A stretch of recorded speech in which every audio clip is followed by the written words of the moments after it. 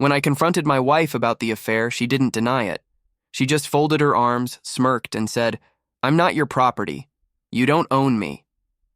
The words cut deep, not because they were true, but because of the contempt in her voice. She had no shame, no remorse. To her, our marriage was just a contract she could break whenever it suited her. That night, as she left to stay with a friend, I lay awake staring at the ceiling. If I wasn't her partner anymore, then I wouldn't be her safety net either. The thing about betrayal is that it doesn't just kill love, it kills respect. For years, I paid the bills, maintained the home, and supported her dreams. She thought I'd keep doing it no matter how she treated me. That night, when she proudly declared she wasn't my property, something snapped inside me. She was right. She wasn't my property, which meant I had no obligation to keep providing for someone who spit on my loyalty. So I made a decision. That would flip her entire world upside down. While she was out, I grabbed my laptop and started making calls. My lawyer, my bank, a moving company. I worked through the night with laser focus. By dawn, everything was set. Accounts frozen, joint credit cards canceled, utilities transferred under my name only. Then came the movers, fast, efficient, and discreet.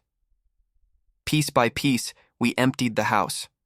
Furniture, electronics, personal documents, everything that belonged to me was loaded into the truck. By the time the sun rose, the home we shared was stripped bare, nothing left but her clothes and the bed she so often lied in. As the movers finished, I looked around at the hollowed-out space. For the first time in years, I felt peace. This wasn't just revenge, it was freedom. My marriage had already died. This was the funeral. Before leaving, I placed a single envelope on the kitchen counter. Inside was a copy of the divorce papers, the proof of her affair, and a short note. "You're not my property, and now nothing here is yours either." I closed the door behind me, locking it one final time. When she returned later that morning, I wasn't there to see it, but the neighbor told me the screams echoed through the street. She had walked into an empty house thinking her smug words had power. Instead, she found silence, emptiness, and the realization that everything she took for granted had vanished overnight. She tried calling me, but her number was already blocked. She tried accessing our accounts, but they were frozen. She tried leaning on her affair partner, but he quickly showed his true colors. He wasn't there to provide for her. The texts poured in from mutual friends. Some called me heartless, others called me a genius. Her family begged me to reconsider, but I simply forwarded them the evidence of her betrayal. One by one, the voices defending her went silent. She wasn't the victim she painted herself to be.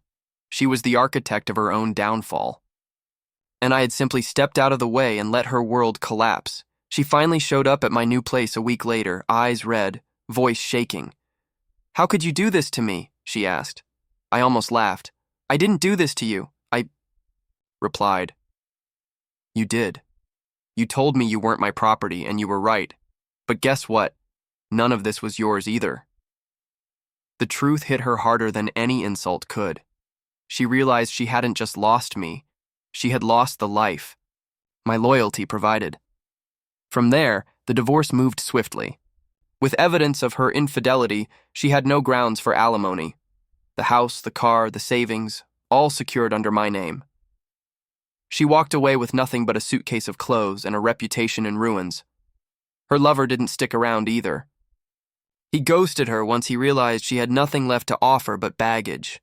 She burned her bridge with me, and the man she betrayed me for never even bothered to build one with her. It didn't take long for people to see the full picture. Her friends turned their backs, her family stopped making excuses, and the community, that once saw us as a happy couple, now whispered about her downfall.